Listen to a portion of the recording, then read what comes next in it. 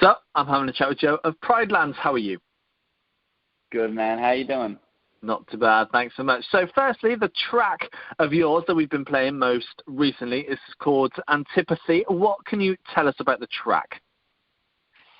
That's one of the songs off our debut record that came out on January 14th.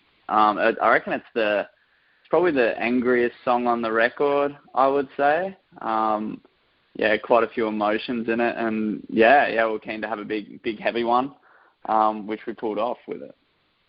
Yeah, absolutely. And you've mentioned it's come off your debut record called Light Bends. What can you tell us about the record itself? The record it's hard to describe. I guess we didn't want to get pushed into a box with it. So it's our first record, and I guess where we are in Australia, there's a lot of bands at our level kind of competing. I guess everyone's got Australia's got a bit of a signature sound, and so I think for us it was really important, especially with the two vocalists, to try and explore some different sounds through different tracks, and we didn't want any of the tracks to sound similar, I guess. Which we feel we pulled off. We feel like it's, rather than, I guess, an album full of songs, we feel like it's, I guess, one big journey. Which we're stoked about. Yeah, absolutely. And you released a couple of EPs prior to this one, this record. How does this record sound in comparison to those EPs? I guess the best word for it is just evolved. It feels like we kind of went from having this fairly not predictable, but it's certainly been done before kind of sound. And I guess with this one, we kind of all had a bit more of a writing influence, so we all kind of contributed in our own way. So it was kind of like we all had our core ingredients of music that we all liked, and I guess we just kind of put it together. And we're happy. I guess with that comes a very honest representation of us. Yeah, definitely. And with the past couple of years, we've been in a pandemic and lockdowns and quarantines and things. Obviously, your EPs that you released were recorded and written in normal times. How different was it this time round to record this album in such different times? Well, we actually, I don't know if you can remember, but before COVID kicked off, we had the big bushfires in Australia.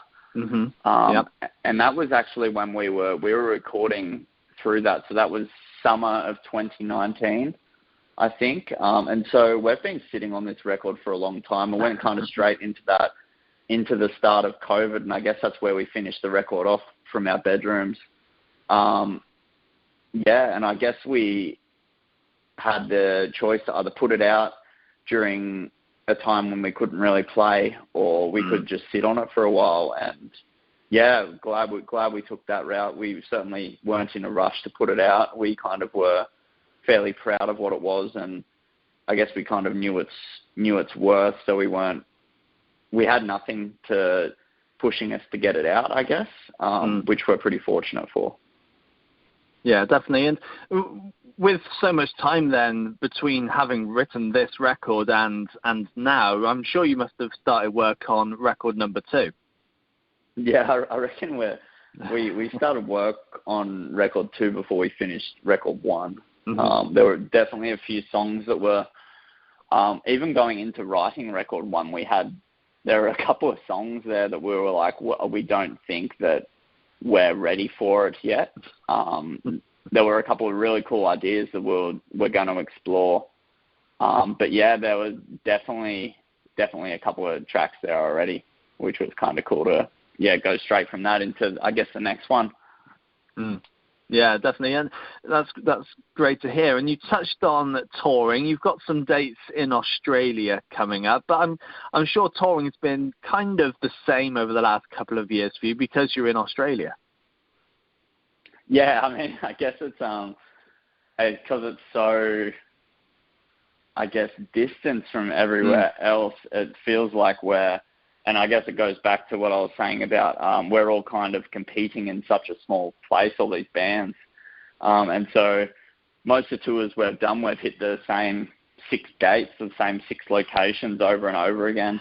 And so you can, I guess you have a good representation of how well your band's doing.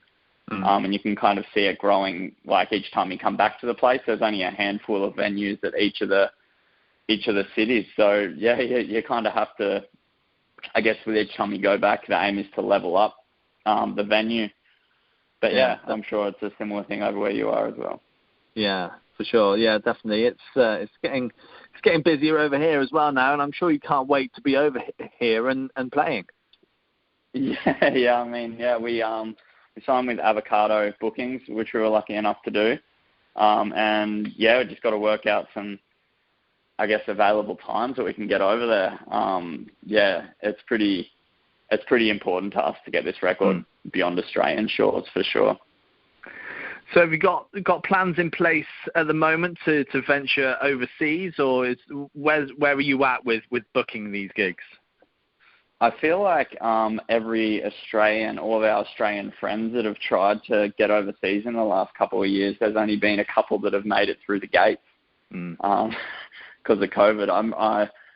I know Australia's even had cancellations up until the last couple of weeks. We've had festivals that have been pushed back, and it's just been, I'm sure it's similar over where you are. It's just, unfortunately, just luck of the draw with how the restrictions are at the time and how many people you can have in a specific venue, or whether it's a sit-down gig, which is a bit of a strange one, or it feels like it's just ever changing. So hopefully there's some consistency soon and we can actually make some bigger plans, I guess.